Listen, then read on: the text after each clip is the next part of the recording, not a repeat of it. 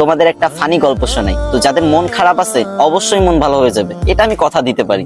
যদি হাতে কয়েক সেকেন্ড সময় থাকে তাহলে আমার গল্পটা শুনে যেতে পারো। তো ছেলেটার নাম চুঙ্কু। তার সমস্যা একটাই, সে ইংরেজিতে কথা কই বাড়ি পারে না। কিন্তু ম্যাডাম তো রেগে মেগে পুরো আগুন। চুঙ্কু, তুমি যদি কালকে ইংরেজিতে কথা বলা না শিখতে পারো, না শিখে আসো, তাহলে কিন্তু তোমার খবর আছে। তো চুঙ্কু তো ম্যাডামের এই কথা শুনে ভয়ে ভয়ে বাড়িতে গেল।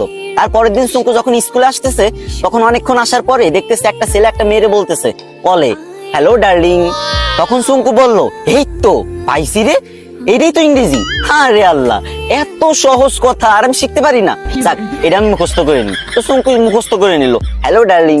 চুঙ্কু ভাবলো রাস্তাঘাটে মনে হয় মানুষ ইংরেজি বলে সবাই, তো এবার থেকে যার ইংরেজি শুনবে সেটাই মুখস্থ করে নেবে। তো চুঙ্কু আর একটু দূর আগে যাওয়ার পরে পার্কের ধারে একটা মেয়ে একটা ছেলেরে বলতেছে, সেটা ননসেন্স। তো চুঙ্কু বলল, এই তো আর একটা ইংরেজি পাইছি, সেটা ননসেন্স। এটা শিখে নিল। চুঙ্কু তো মহা খুশি।